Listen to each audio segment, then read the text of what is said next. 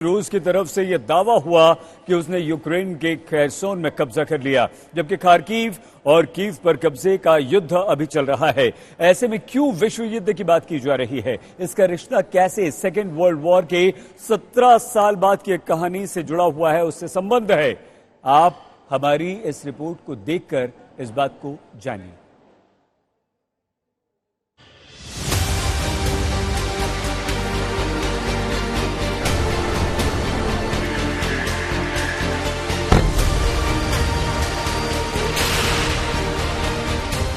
Но высшие должностные лица ведущих стран НАТО допускают и агрессивные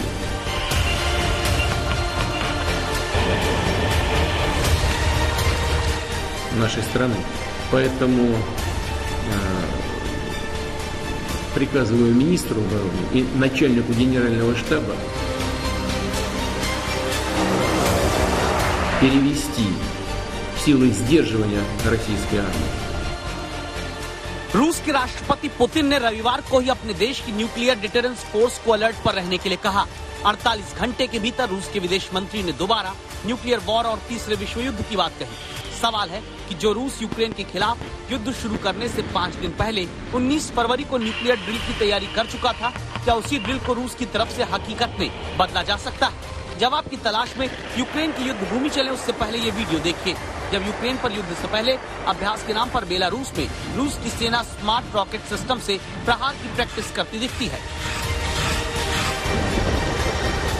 लेकिन अब यूक्रेन की युद्ध भूमि में खेरसोन की ये तस्वीरें हैं, जहां कब्जा करने पहुंची रशियन आर्मी का पेंसिर S-1 एयर डिफेंस सिस्टम खुद आग में जलकर खाक होता है। ये तब हुआ जब यूक्रेन और रूस खेरसोन में आमने सामने आए। लेकिन इसी खेरसोन प्रांत में रूस की तरफ से दावा है कि यूक्रेन को पीछे करके कब्जा कर लिया गया। रूस के टैंक खेरसोन की सड़कों पर आराम से घूमते नजर आते हैं।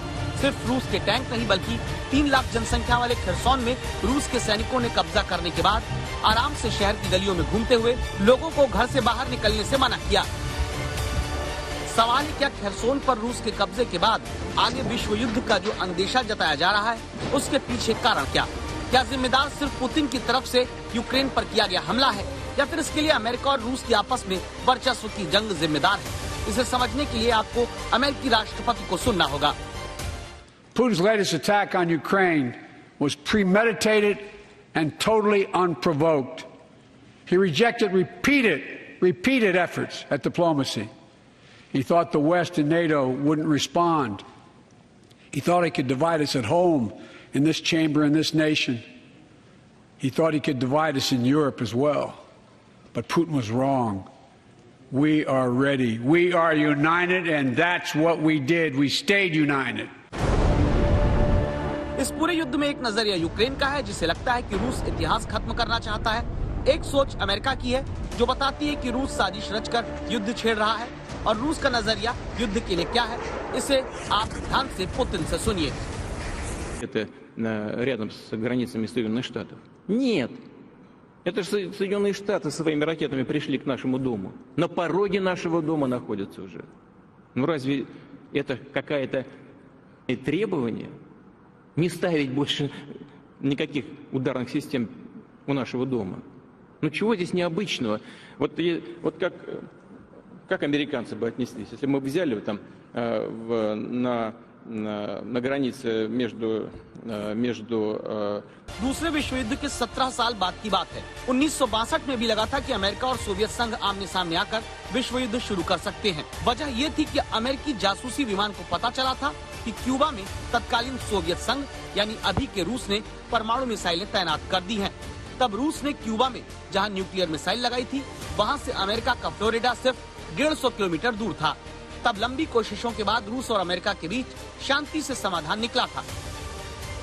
60 साल बाद रूस को वही खतरा अमेरिका समेत पश्चिमी देशों से यूक्रेन में लग रहा है, जो 1962 में अमेरिका को क्यूबा में तैनात हुई सोवियत संघ की न्यूक्लियर मिसाइल से लग रहा था। रूस को लगता है कि यूक्रेन के बहाने अमेरिका और नाटो देश रूस के लिए चुनौती बन रहे हैं। इसीलिए युद्ध छेड़कर पुतिन यूक्रेन को एक वासल स्टेट बना देना चाहते हैं, यानी एक ऐसा देश जहां कहने को फैसले लेने की आजादी वाला चेहरा होगा, लेकिन विदेश नीति पर कंट्रोल दूसरे मुल्क यानी पुतिन के रूस का होगा। वीडियो जर्नलिस्ट पवन कुमार और संवाददाता राजेश पवार के साथ गौरव सावंत, कीव, यूक्रेन आज तक।